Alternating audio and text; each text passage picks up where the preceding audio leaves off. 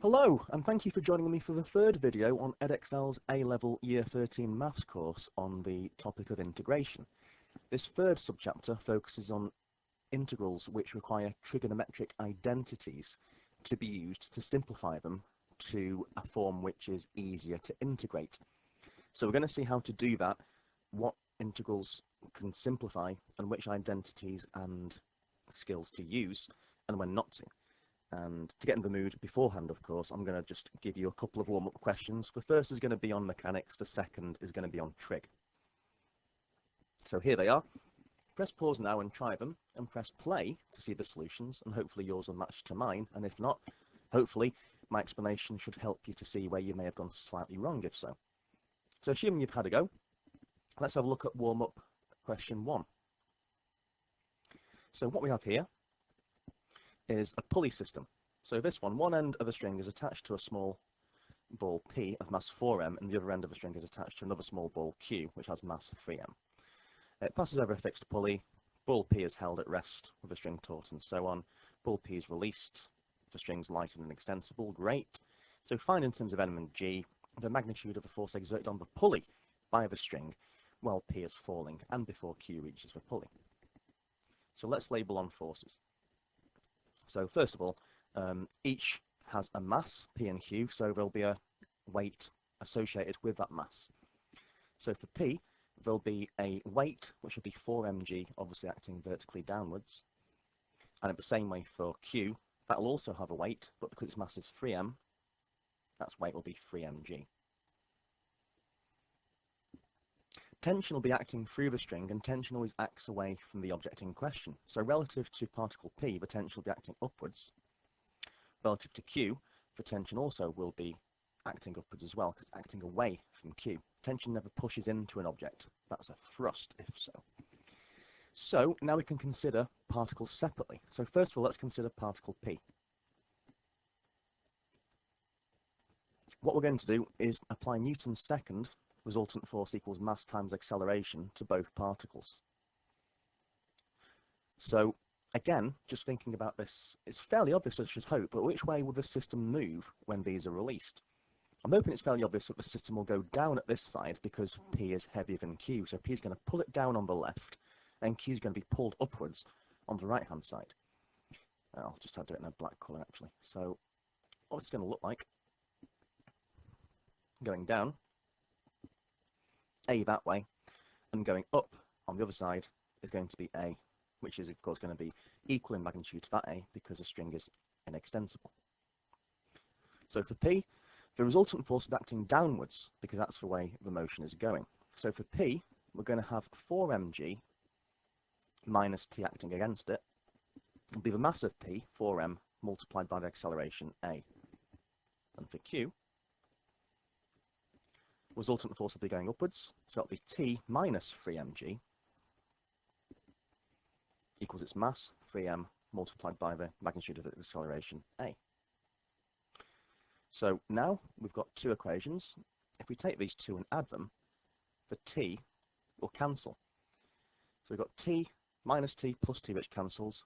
4mg minus 3mg just gives 1mg. And 4ma plus 3ma is 7ma. We have m's on both sides of the equation, which we can cancel off as well. So therefore, we have getting A on its own, dividing through by 7, A is going to be 1/7 g. So we can now substitute this into either the equation for P or for Q. So I'm going to take this, I'm going to actually sub it into, just move to the side to give myself a bit more space. I'm going to go for this one because T is already positive here. So if I sub into the equation for Q, what we're going to have here is T equals, add 3mg to both sides, gives us 3mg plus 3ma. So of course, what I can do here, I can rewrite the acceleration in terms of g as well. So if I just factorize out the 3m, I'll have g plus a, but of course we know what a is, and so I can say a is 1/7 g. that's g plus another 1/7 of a g, which gives us 3m times 8/7g.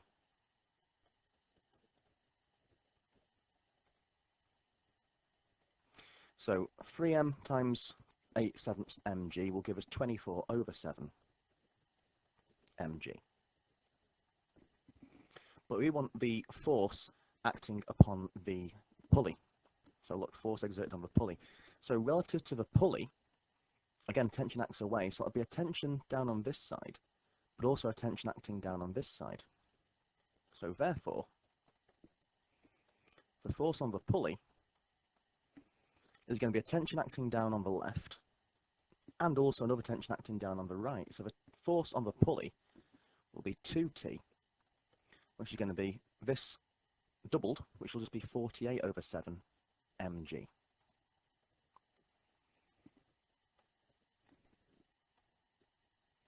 Let's have a look at warm-up question 2. So warm-up question 2, we have f of x is 12 cosine x minus 4 sine x. Given that f of x can be written in this form here, where r is equal to or greater than 0 and alpha is between 0 and 90 degrees, find the value of r and the value of alpha. For this one, we need to recall, and we're going to use this today in the main part, is the identity for cosine x plus alpha, or a plus b, whatever way you want to call it. So this is cosine x plus alpha. Cosine of one thing plus another is cosine one times cosine of the other. This time we're going to put alpha first. So I'm going to write this as cosine alpha, cosine x, then we minus sine of each multiplied. So that's going to be minus sine alpha, sine x. If you recall it's in the formula book, that's a big help because it is, but it's always a good one to know. And this is one of ones I'd like you to know, if possible, sort of off heart anyway, because it's so important and so widely used. We're going to make a note of this and use it for part A. So part A, we've got f of x, just copying this out, we've got 12 cosine x minus 4 sine x. You'll see why I'm spacing it out in a second.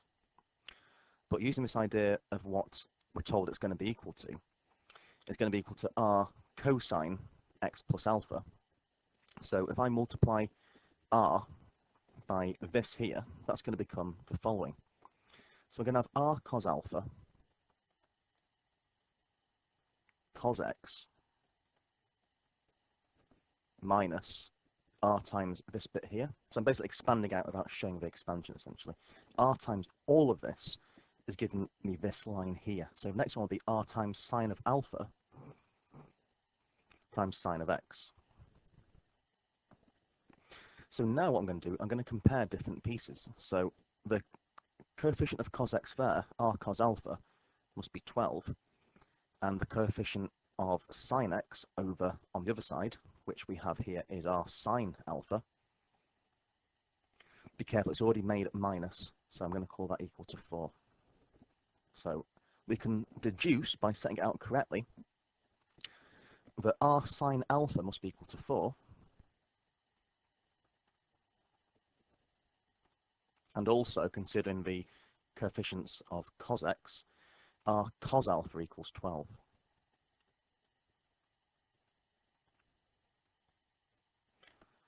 So if I take these equations, I can do two things with them. The first thing I'm going to do is the top divided by the bottom. R divided by r will cancel. Sine over cos becomes tan alpha is 4/12, which is 1/3. And then we can get the calculators out to work out what alpha is. So calculators to hand. Alpha is going to be tan minus 1 of obviously 1/3, or 4/12 if you didn't simplify. It doesn't make any difference to what the calculator thinks. We get 18.43 degrees. So therefore alpha is 18.43 degrees. And then these equations here, what I can also do is square and add.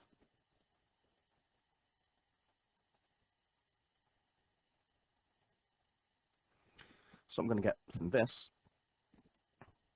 is r squared sine squared alpha plus r squared cos squared alpha.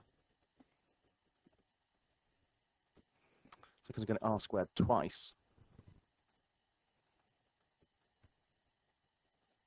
I can factorize out the r squared, and I'm hoping you can see this here is just going to become obviously just 1. Using my identity, sine squared plus cos squared is 1. Over on the other side, square and add, that becomes 4 squared plus 12 squared. So therefore, r squared times 1, just r squared, is going to be 16 plus 144, which is 160. So r, if you square root that, it's going to give about 12.65. So value of r, we've got, so value of r, we can say 12.65, and we've also worked out the value of alpha, which is 18.43. And so I can now rewrite, considering part b, f of x in this harmonic form. So f of x is r, which is 12.65. You can use root 160 if you want to be an exact form, doesn't matter, because the question isn't specifying. Exact is normally better, of course. And then cosine of x plus what alpha was, so that's going to be x plus 18.43.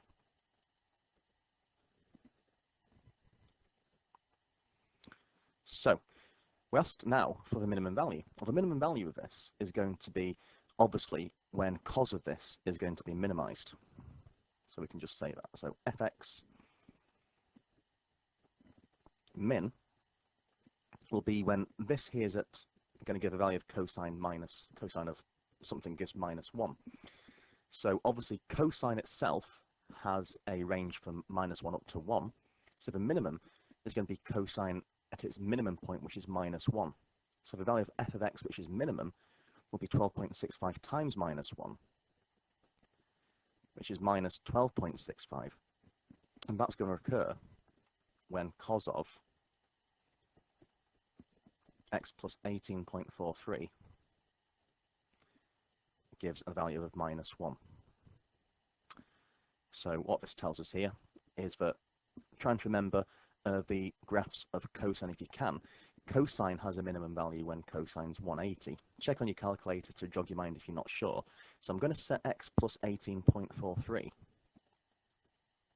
You can even use a cast diagram if you want to. That might be overkill, but feel free. So x plus 18.43 needs to be 180. So therefore, subtracting 18.43 from both sides, x is going to be 161.57. So we've worked out the minimum when x is 161.57. I should really say degrees, so let's just say degrees like so. Now we've done the warm-ups, let's crack on to the main. Using trigonometric identities. So, in particular, we need to be able to simplify integrals using trigonometric identities, like I've said. Two key results you need to remember. They can be proven fairly simply, but if you can avoid that step just for speed and simplicity. 1 plus tan squared equals sec squared, well, that's identical to sec squared. And 1 plus cot squared equals cosec squared theta. So my particularly stupid way, which actually, to be fair to me, I'm not alone in saying this, it's just I'll admit it. I think of this, and no offense intended, if I take one person here and give them a lovely tan, they may well consider themselves to have a sexy beach body. If they're conceited, I'm not condoning it, I'm just saying that's what one person may believe of themselves. So just to illustrate these two concepts, there's one person there, it's a bit of an iffy tan, and also he's wanting a beach bod. So one person plus a tan squared, that's equaled sec squared. So as you can see, he's been working out, he's pretty buffed, he's smiling now, he's got that arrogant grin. He skipped leg day, but you know what, fair play to the dude. So 1 plus tan squared equals sec squared. Oh, bless, looky here. One cute baby plus a square cot. You can get a rectangular cot if you really want to. That's going to give you a cosec squared, a cozy baby. So I'll embarrass myself no more and move swiftly on and pretend you didn't hear that. Okay, so back to being a bit more serious. Other questions a question may still need some other identities for. That'll either be built into the question or deducible from the standard formula book results. Remember, there's only a finite number of skills they can test you on. It might not feel like that at some times, but it's true.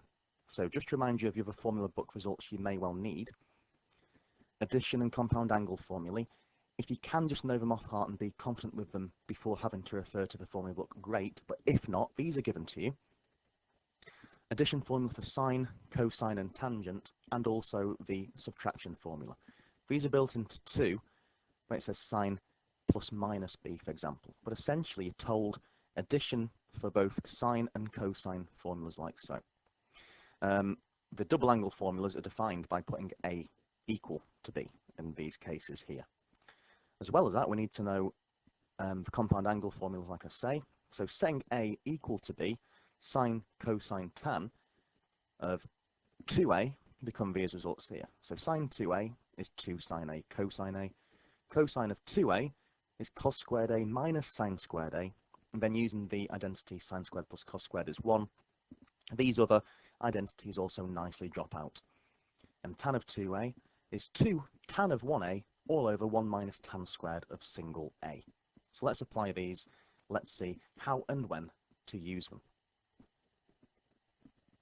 So first of all, let's think about when the integral of tan squared dx. I'm getting ahead of myself there.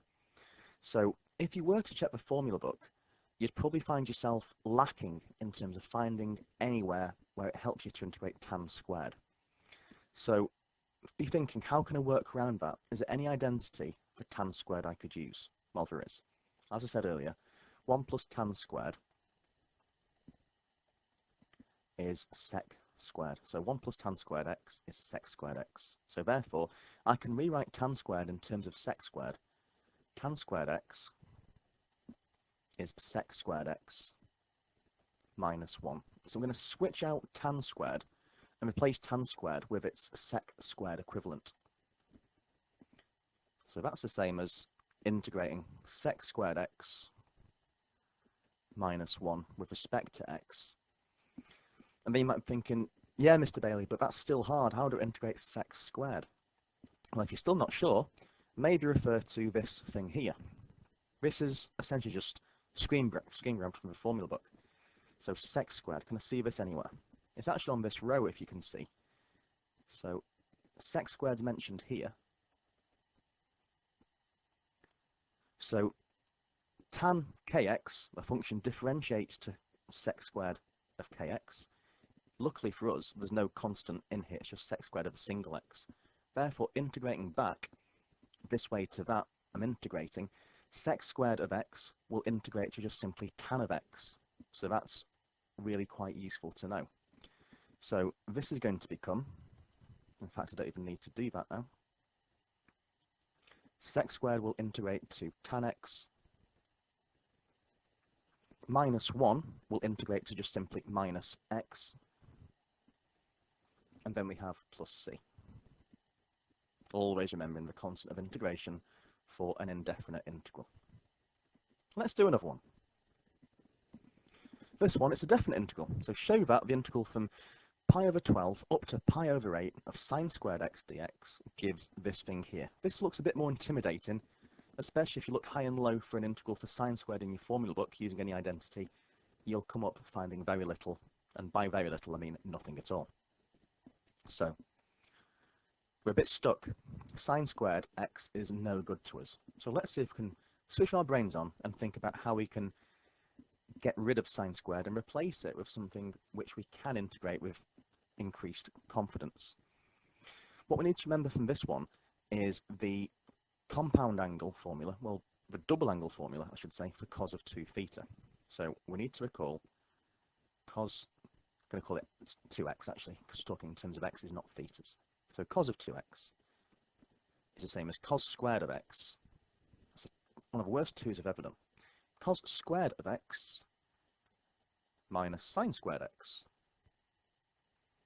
So we can take this and get it all in terms of sine squared, which is what we want. So cos squared, just talking you through step by step. If you know it quicker than me, great. Just going through the motions.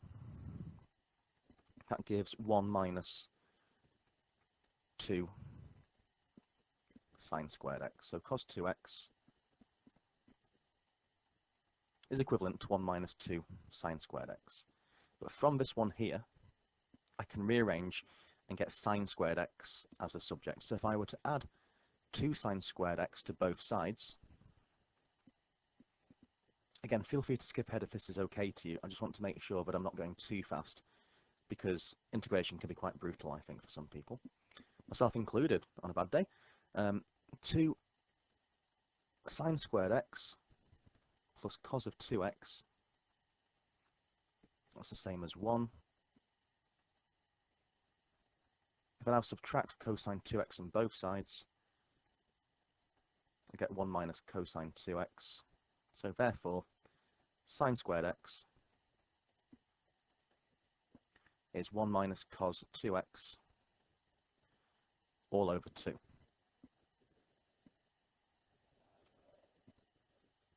Just think about how much quicker you'd be able to get to that point if you were more familiar, brushed up, and had revised the integration an awful lot. And that takes time out. I'm not saying don't do it if you're not sure, but if you know these results quicker, you can just speed your way through what is otherwise a very difficult chapter. But if not, always go back to first principles. So sine squared x, I can now replace with 1 minus cos 2x all over 2, and I can integrate that. So what I'm going to do first of all is consider this indefinitely. So sine squared x is the same as integrating 1 minus cos of 2x. Oops, I missed the dx there. Over 2 dx. So it's all over a half. It's the same as a half. Integral of 1 dx minus integral of cosine 2x dx.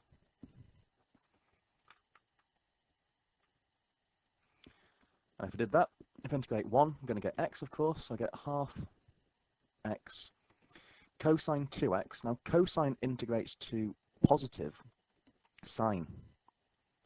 So I'm going to have sine 2x, but because I'm integrating, that factor of 2 at the front, I'm going to need to divide by that. So I get this here. I'm going to, of course, plus c, which is going to simplify to a half x minus a quarter sine 2x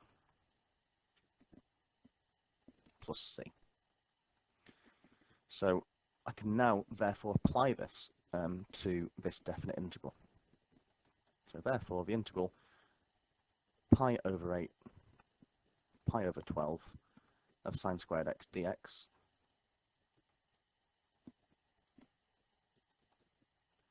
is going to be half x minus a quarter sine 2x.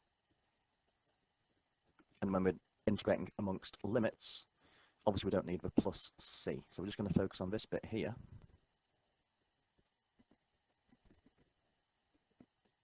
In between the limits of pi over 8 and down to pi over 12. So now it's just a case of putting those limits in, evaluating, simplifying, and showing as clear as we can this is going to drop out. So putting the upper limit in. So a half of pi over 8, that's going to give pi over 16. And minus a quarter of sine 2x. If x is pi over 8, 2x will be 2 pi over 8. So let's just do this on the calculator. I'm going to be unashamedly lazy. I'd suggest put it into radians, of course. But you should hopefully know that 2 pi over 8, which is pi over 4, is equivalent to 45 degrees. So if you want to, it's an exact trig ratio, of course, but if you want to just check, sine 45 is going to be a half root 2. Okay? So it's going to be a quarter multiplied by a half root 2. Minus, of course. Then input the lower limits. and of course minus those away. So a half times pi over 12 is pi over 24 minus a quarter of sine of 2 pi over 12, sine of pi over 6. Well, pi over 6 is 30 degrees, and sine 30 gives us 1/2. So if we simplify this down, grouping together the pi parts, so we've got pi over 16 there, minus pi over 24. I can get that into a common denominator. I could get those both to be over 48.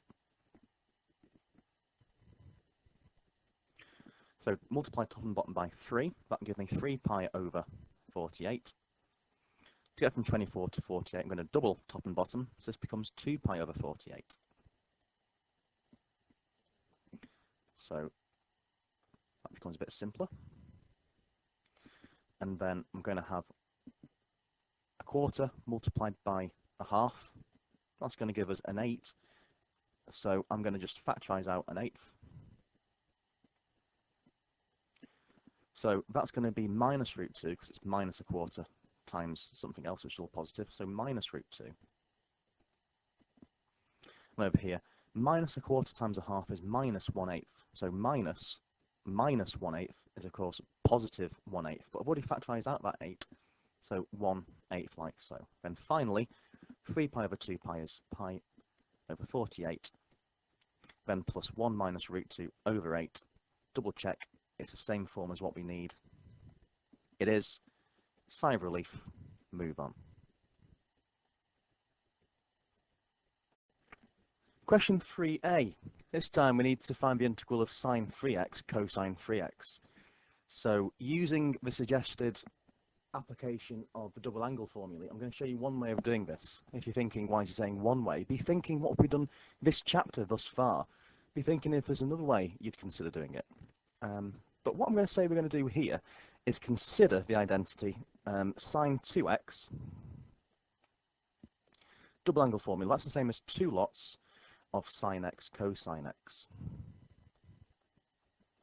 Now, of course, here we're not talking about sine of a single x cosine single x, but we can obviously adapt. So if I just think of our x, instead of being 3x, just changing the input, doubling it, sorry, not doubling, tripling it, multiplying by 3, then this would become sine of 6x. So that's not quite what we've got here, but it's damn close. So sine 3x cosine 3x, if I now divide by 2, hopefully you can see, using the double angle formula, that sine 3x cosine 3x can be rewritten in a better form as just 1/2 sine of 6x. So we can use this because we can integrate a multiple of sine quite easily. So we can transform this into simply being half of the integral of sine 6x dx. Sine integrates to minus cosine. Okay, I also think sine differentiates to positive cosine, so when it integrates, it goes the opposite sign. So we've got a half, so that's going to become minus cosine 6x,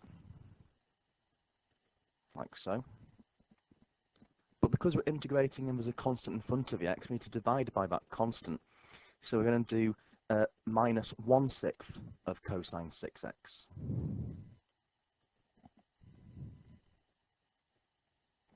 Of course, it's just an indefinite integral, so we need to consider plus c.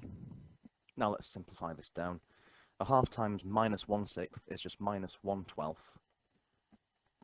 cosine 6x plus some constant of integration, which we can't find with the limited information of the question.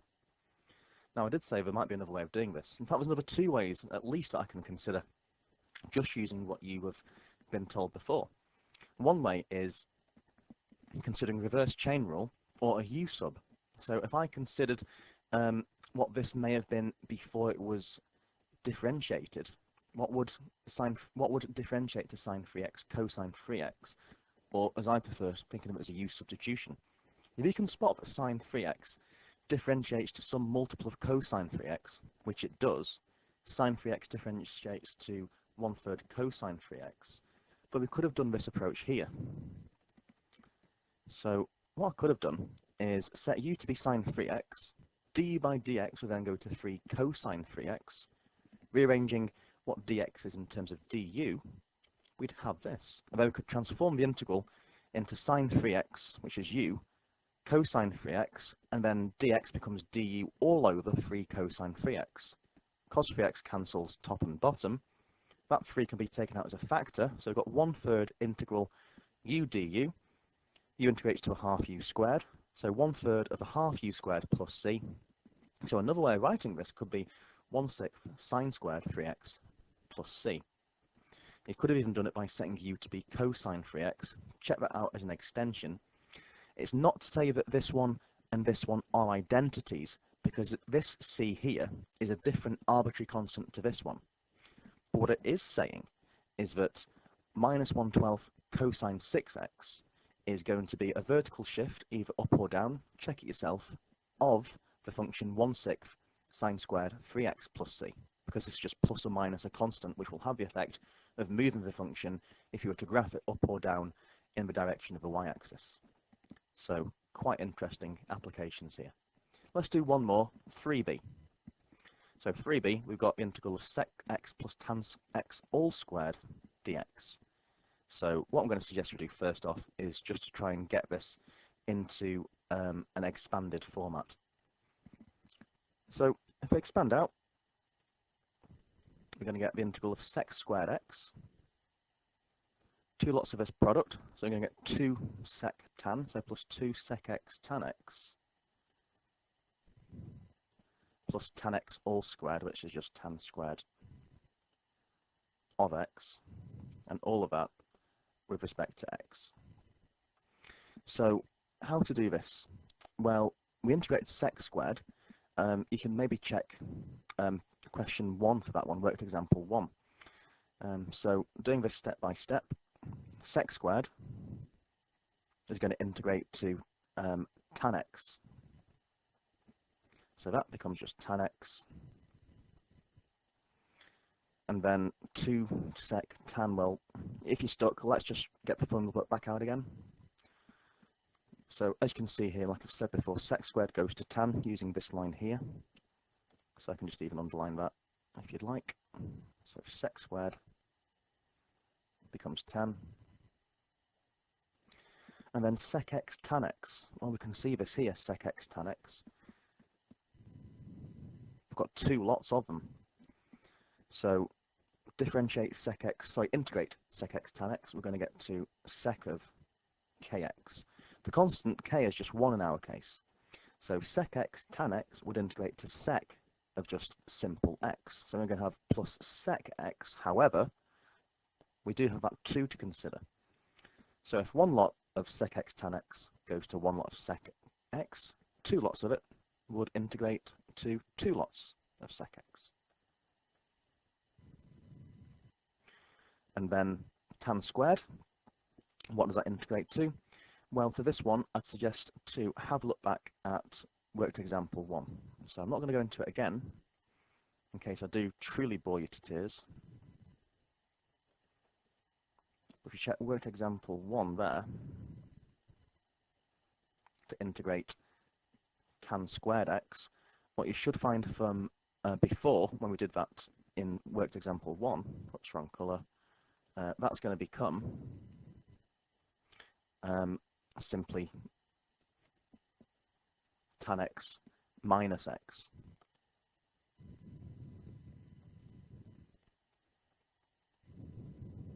Plus, of course, c. Another way I could have done this would have been just to switch out here tan squared straight away in terms of sec squared. So either or, really.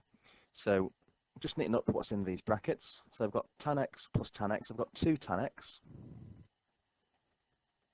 plus 2 sec x minus an x plus a constant of integration. Now it's just over to you guys and girls to try these on your own. So, suggested exercises, page 300, exercise 11C, Pure Maths Year 2. So I'm suggesting you try all of the exercise, question 1 all the way through. So try, check, keep going, ask me if you get stuck at all, never give up, and I'll see you for the next video or the next lesson. Thank you very much for tuning in. It's appreciated as ever.